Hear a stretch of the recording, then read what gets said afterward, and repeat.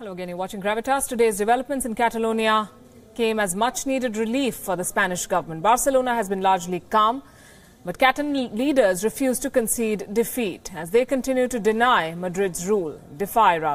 Reports are now coming in that Carles Puigdemont has left Spain for Brussels. This is right after he and his members of his cabinet were slapped with charges of rebellion and sedition. The Spanish government, by imposing Article 155 on Friday, has taken control over Catalonia's institutions, and options before Puigdemont and his team are very limited. If he accepts Madrid's decision, he can contest the snap elections on the 21st of December. But if he refuses to comply, the ousted president and his cabinet colleagues could be locked in jail and face up to 30 years behind bars. If the Spanish government decides to tighten the screws, they will first ask the local police to carry out these arrests, but they refuse to comply. The national police will be ordered to act, which could lead to another showdown in Barcelona. For the moment, the day began with confusion as citizens returned to work for the first time since Friday after the centre took over. Catalan leaders, so far, as I said, have refused to toe the line of the Rajoy government, but now they face fresh legal trouble. Most office-goers have an uneasy relationship. For those in Catalonia, it was much worse. It was their first day at work after the government in Madrid took over the institutions. As politicians continued to spar, some pro-democracy protesters were on the streets, but this was nothing compared to the massive rally for a unified Spain on Sunday. The writing is on the wall for Carles Puigdemont, stripped of his powers by Madrid and now being charged for rebellion and sedition by the chief prosecutor of Spain. As State Attorney General, I inform you that the State's Attorney Office, adhering to its constitutional mandate to promote legal action defending the law, the rights of citizens and the public interest, has filed charges for rebellion, sedition and misuse of public funds and other related charges against the main members of the Catalan government that, with their decisions and their actions over the last 2 years, have caused an institutional crisis that ended with the unilateral declaration of independence carried out with a total disdain for our Constitution on October 27th. Puigdemont and his vice president refuse to recognize Madrid's rule, but they are wary of openly taking on the Rajoy government now. Their call for civil disobedience went unheard as most people reported to work. Catalonia has 200,000 public sector workers. The Madrid government employs 100,000 civil servants in the region, which are separate from the Catalan government's headcount. So is the support for the independence movement waning, or are people just playing safe? All this really gets to you. Social division is evident, worry and confrontation is evident, and I think most of us think they should end. Either for one side or the other, but that it needs to end now. Let's see. I feel outraged because they have taken our institutions and they, those called unionists, are totally disregarding the constitution because the presidency of the Catalan government cannot be terminated by the central government. It has to be done here because I don't recognize Article 155. Catalan leaders are running out of options. If they refuse to step aside, they face arrest and possibly jail time up to 30 years. Bureau Report, WION. And joining us this evening, Sara Canal. She's a senior journalist from Barcelona, and Luis Moreno Fernandez, research professor at the Spanish National Research Council in Madrid. Good evening to both of you. Sara, what's the buzz on the ground? Where is President Puigdemont? Good evening. Well, today, as a surprise, we found out that he's in Brussels seeking political asylum. I think it came as a surprise for everyone. He's there with other Catalan ministers. So we'll see what his next steps will be today or tomorrow. Luis, has Spain effectively quelled the rebellion then? I'm sorry. Yes, President Puigdemont is in Brussels, but although Nobody knows whether he has applied for any kind of status as an exiled politician. Actually, he's been the guest, so to speak, of the government, the regional government of Flanders in Belgium, because one of the parties in coalition is this party, the Nationalist Party, and it's in good terms, as you can imagine, with the Nationalist Party the coalition to which Puigdemont, the president of the Catalan government, belongs. So yes, expectations was next, no? Because it could be that the Spanish state prosecutor, which today announced the start of legal action against Puigdemont and some of his regional minister, well, let's see what happens in the next hours or days to come.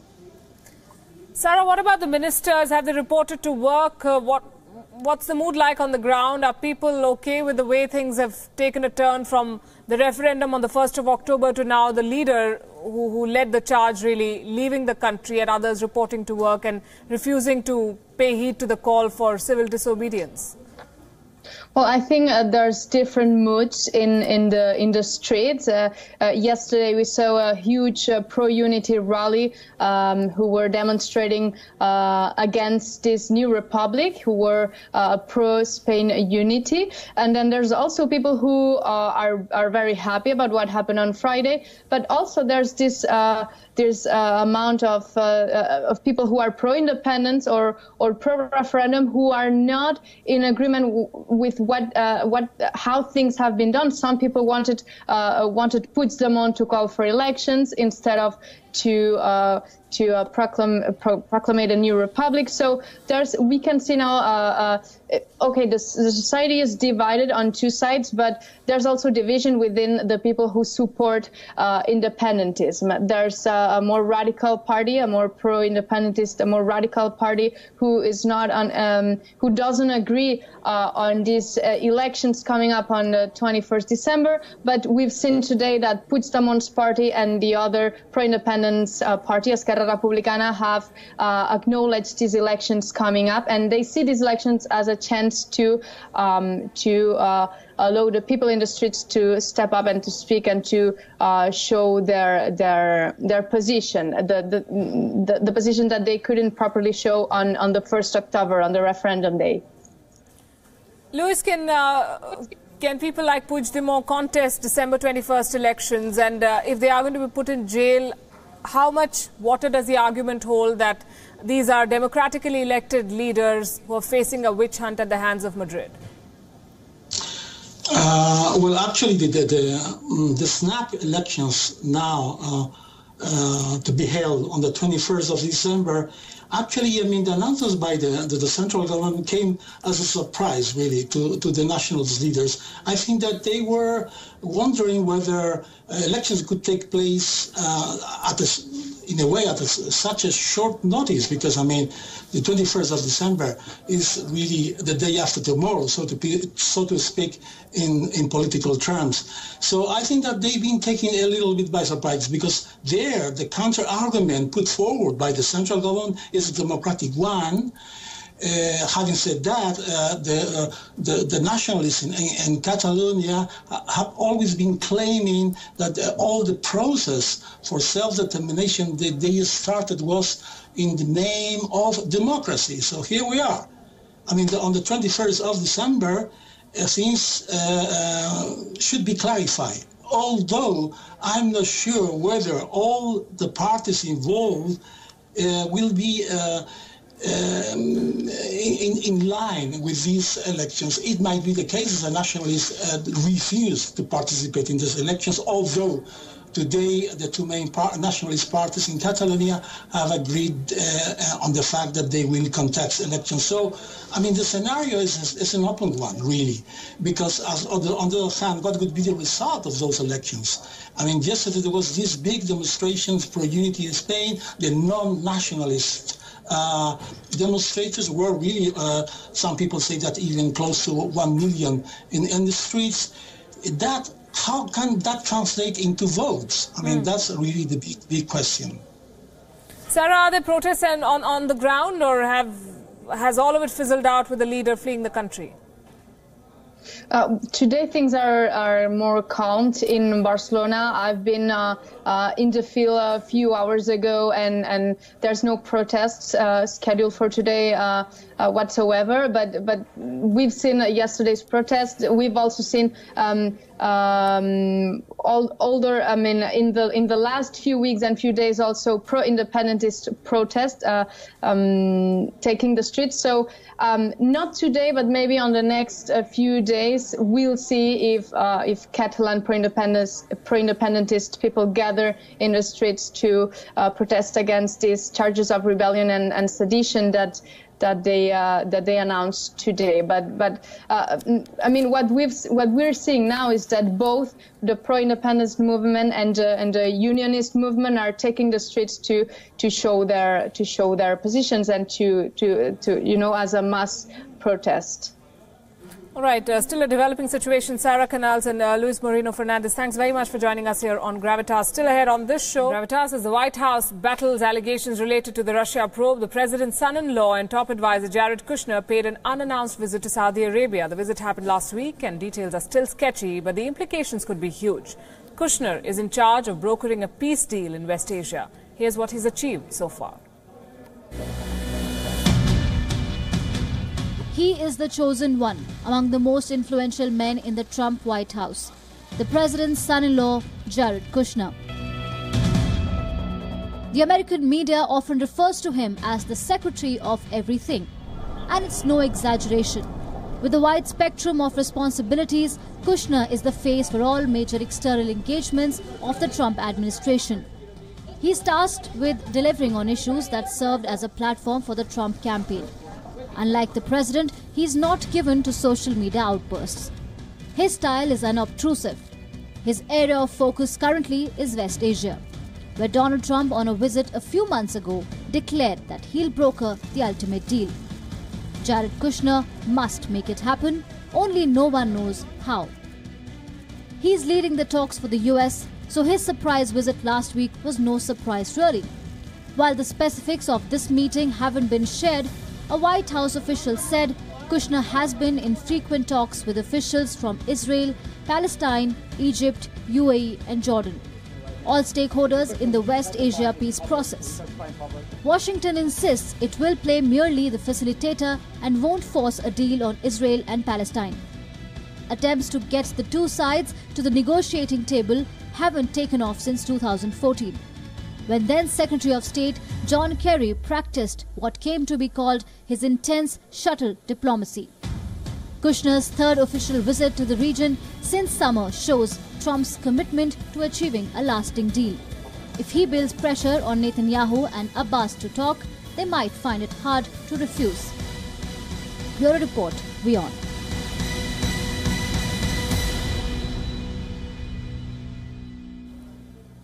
But it's not just the peace deal that Kushner is working on. He has a lot more on his plate. He's responsible for the Trump administration's engagements with China. He's leading the effort to improve U.S. ties with Mexico. Kushner is also responsible for criminal justice reform and is in charge of reforming and innovating the functioning of the government in the U.S. His influence has been a matter of concern for other members of the U.S. government. Some feel that Kushner's diplomatic moves may miff officials from the Department of State. Others question his lack of experience. Just like his father-in-law, Jared Kushner was a real estate developer in New York before entering the White House. His business holdings are a matter of concern. His dealings with Russia have been questioned, and now alleged conflicts of interest are under investigation. Resolving the Palestinian-Israeli conflict is a tough call for any statesman, much less for someone whose only claim to fame is background in real estate. Does Jared Kushner then measure up to the task? Let's tell you a bit more about the man in question. Personable and media-shy, Jared Kushner is not known to say much in public. But throughout Trump's swing through the Arab world, Israel and Europe, he's usually been seen at his father-in-law's side. Those who know him say that he is tough, unflappable and will strike back hard if provoked. In the White House, he, besides Ivanka, are the power centers. It was he who cut to size Steve Bannon and had FBI Director Comey sacked. In effect, he declared war on the Justice Department and the FBI. I'm sorry. So let's tell you a bit more about the man in question, Jared Kushner.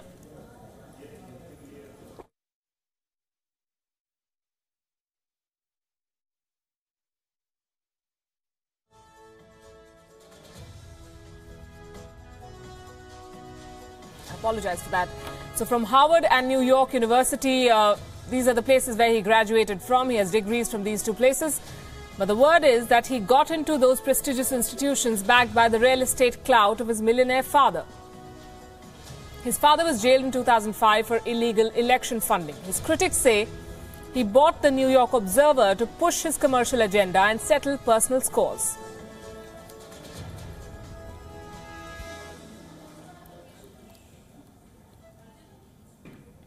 Reputed digital journalist Harleen Carlon, who worked for him at The Observer in 2010 and later parted ways after a dispute over payment, had this to say about Jared Kushner, and I'm quoting, "We're talking about a guy who isn't particularly bright or hardworking, doesn't actually know anything, has bought his way into everything ever with money he got from his criminal father, insecure and obsessed with fame. You don't buy the New York Observer to marry Ivanka Trump or constantly talk about the phone calls you get from celebrities if it's in your nature to shun the spotlight." She doesn't mince words, does she? Jared Kushner, apart from being all the other things we've discussed, is also a practicing Orthodox Jew, and Israel hopes his religion will influence his moves as he undertakes the most complex of foreign policy maneuvers. For the moment, let's talk about a perpetual political hot potato in India, the status of Jammu and Kashmir. The Supreme Court today deferred hearing in the matter for 3 months, but political reactions continue to pour in. Here's a report explaining the contentious article and the controversy it generates.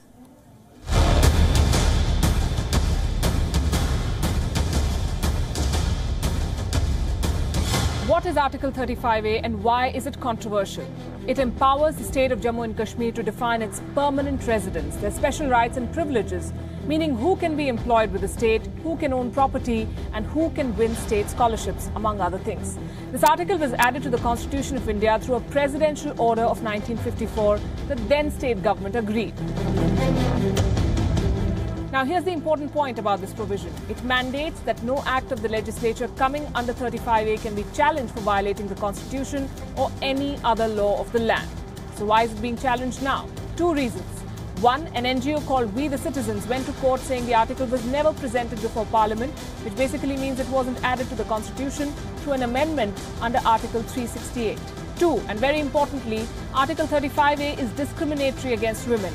They lose their rights as state subjects if they marry non-permanent residents. The same doesn't apply for men who marry outside the state.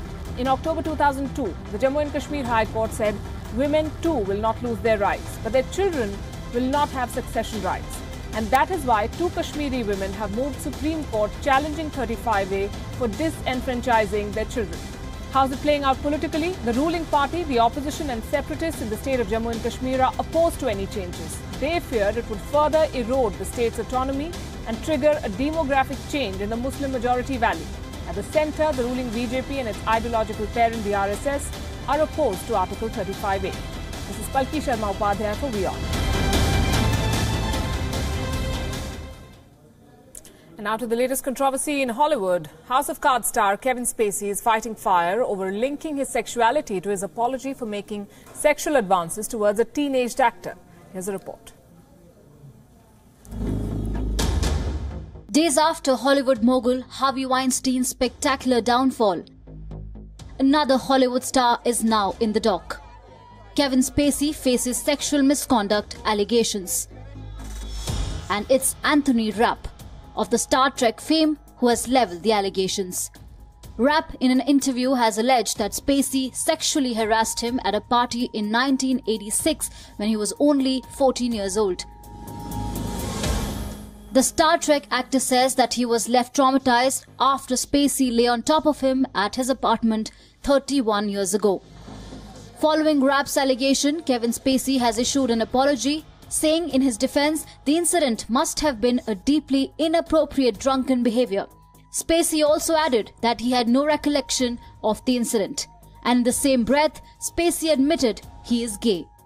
But Spacey's apology has created a storm on Twitter, with many Hollywood actors slamming him for his callous response to such grave charges, some even alleging that the Oscar-winning actor came out as gay in an attempt to deflect attention from the charges.